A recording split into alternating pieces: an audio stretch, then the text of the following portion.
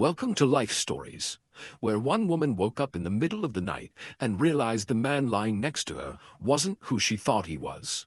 Not even close. What would you do if the person you trusted with your heart and your entire future was quietly plotting your downfall while smiling across the dinner table? This isn't just a story about betrayal. It's about survival. About discovering the strength you never knew you had, right when everything you believed in begins to collapse. And just when you think you know who the villain is, the truth hits harder than any courtroom verdict. Stay with us, because what starts with a whisper in the dark ends in a fight for everything. Now let's go back to where it all began.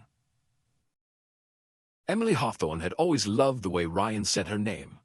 There was a softness in his voice each morning, the way he'd lean across the sheets, his breath warm against her cheek, whispering her name like a promise. It was how he grounded her in the world, a word, a tone, a look that made everything feel safe, real, worth holding on to.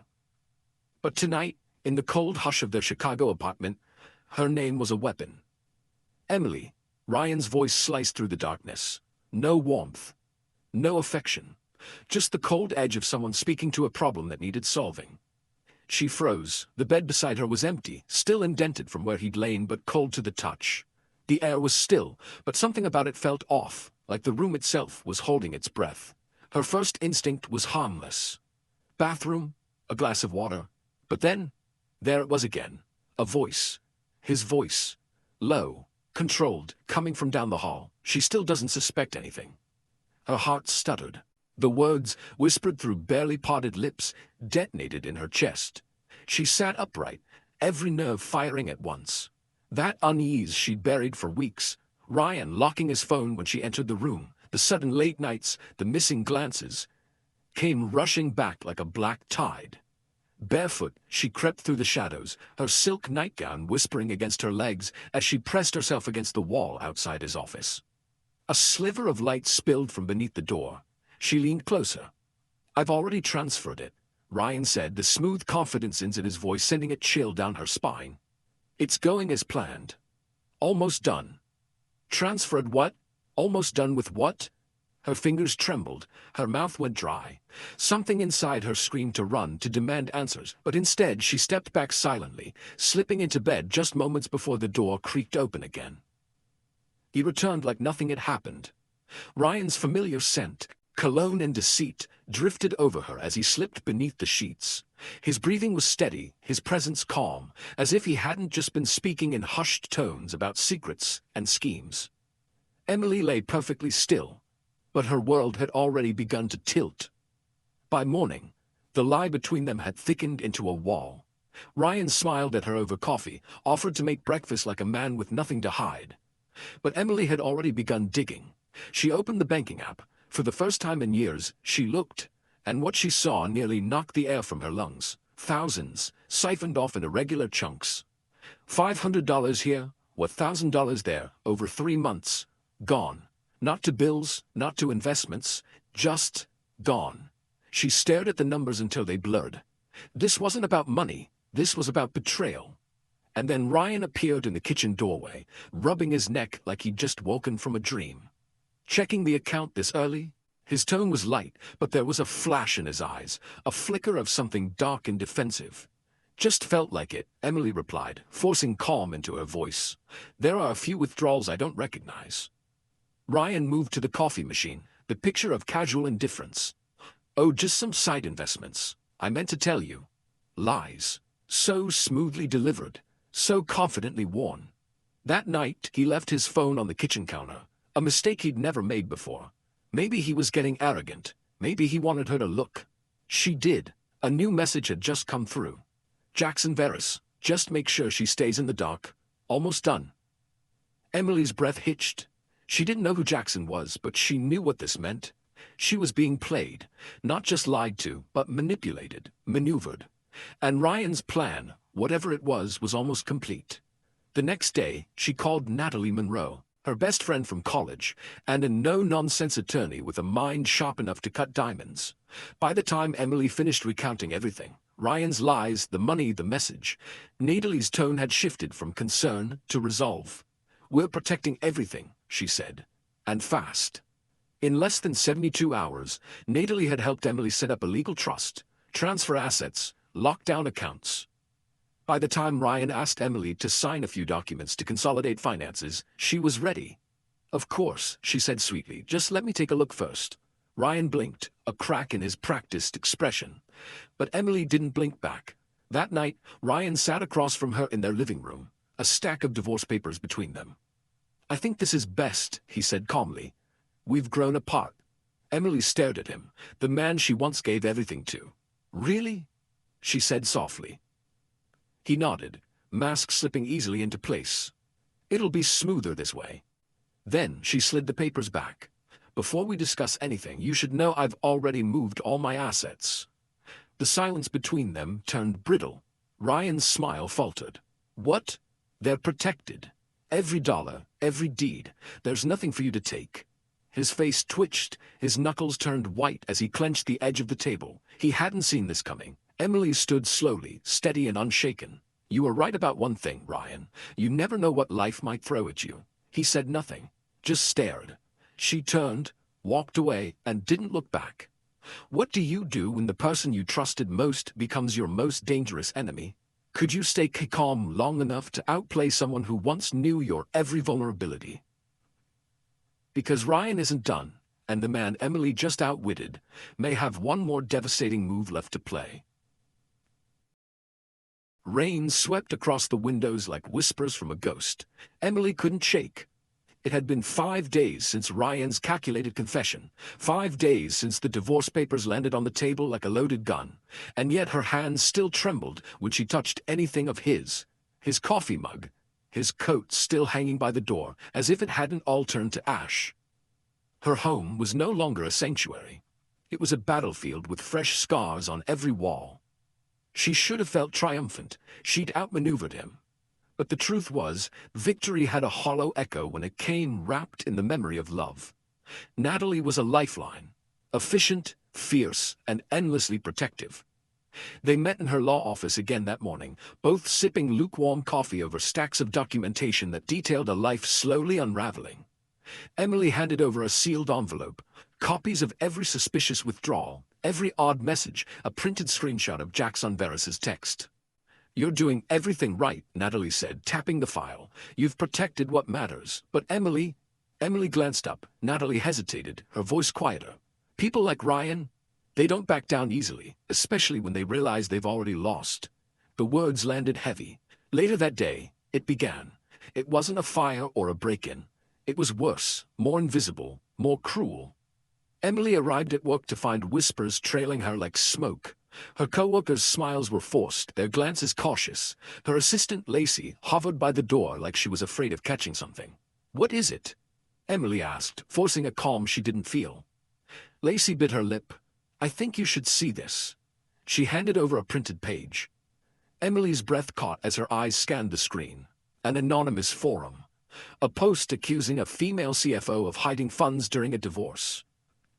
Embezzlement, financial fraud, and under it a single comment. I know who it is.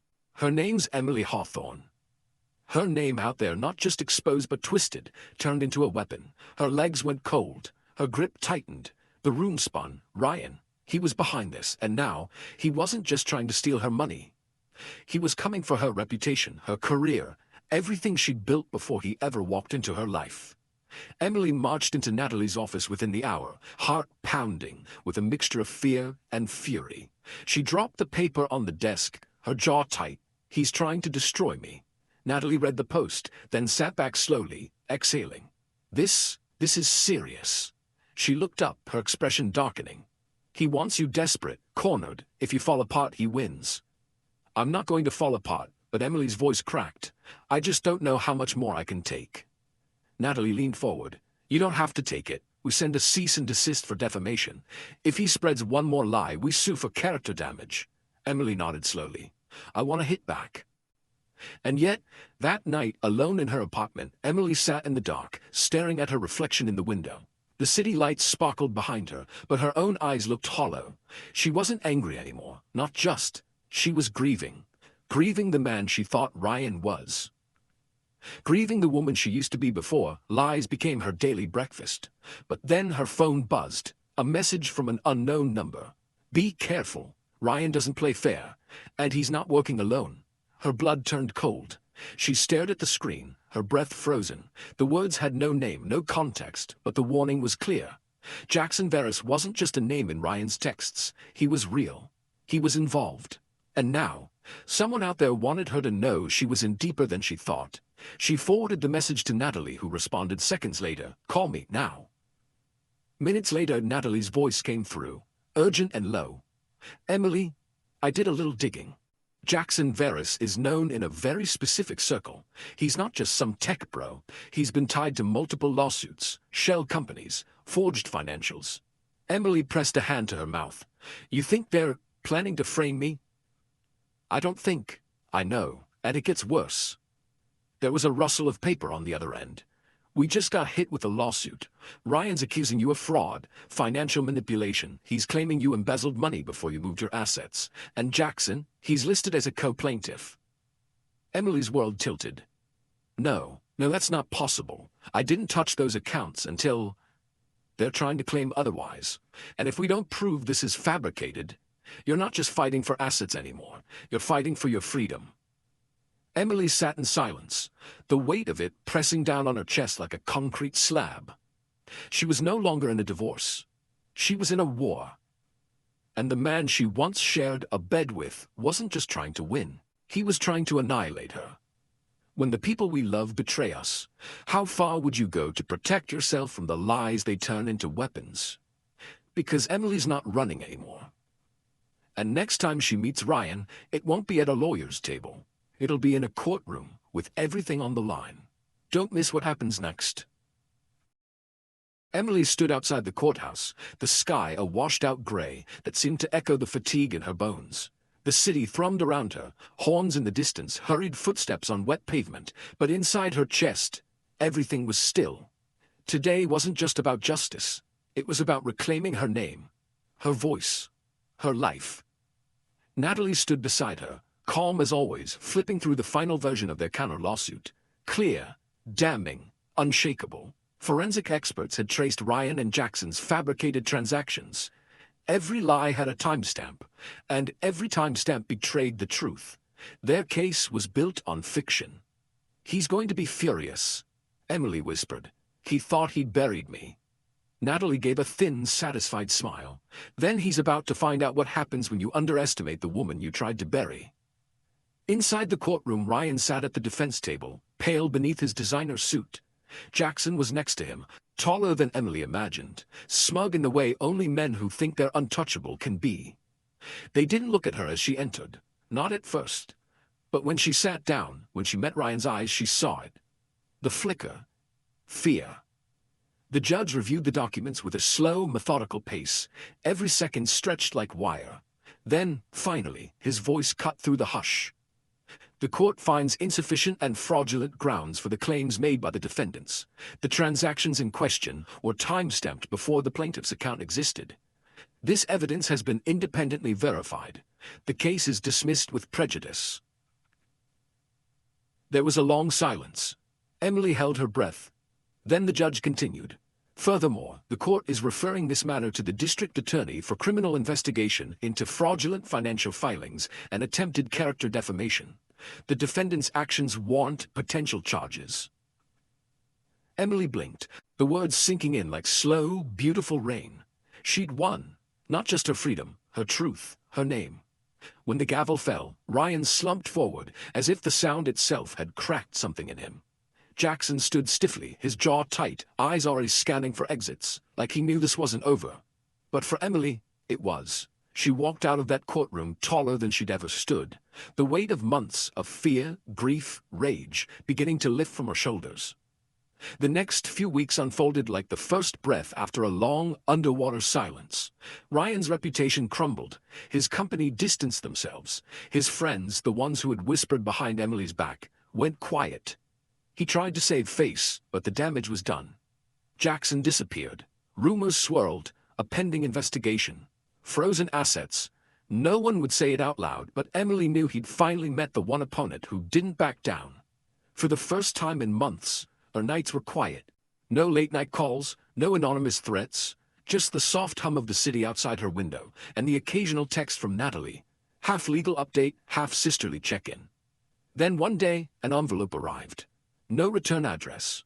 Inside, a single photograph.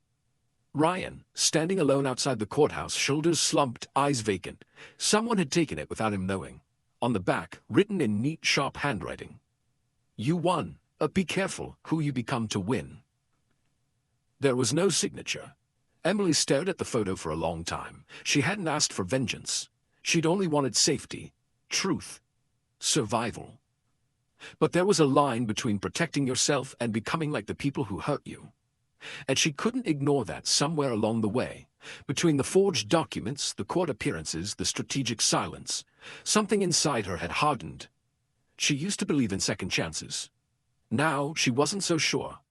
That night, she poured a glass of wine and sat on her balcony, the wind from Lake Michigan crisp against her skin. She thought about Ryan's hand on hers that first time they met, the way he used to bring her coffee in bed, the way he whispered her name. Was it all a lie? Or had something real existed before it all went dark? She'd probably never know. But what she did know, what she chose to know, was that she had survived. That survival had a price. That strength, real strength, came not from never being broken, but from putting yourself back together after. The photo remained in her drawer, folded neatly between old birthday cards and memories she couldn't quite throw away. A reminder, not of Ryan, but of who she had to become to find her way back to herself. Weeks later, Natalie took her out for dinner. They sat at a quiet booth, drinks in hand, the chaos of the past finally a page they could turn. To Emily, Natalie said, raising her glass, who reminded all of us that even in the deepest betrayal, there's still a way to rise. Emily smiled. It wasn't wide, it wasn't triumphant, but it was real. And that was enough. What did this story make you feel, and what would you have done in Emily's place? Comment 100 if the story moved you. Where are you watching from? Share this story with a friend, and thank you for watching Life Stories.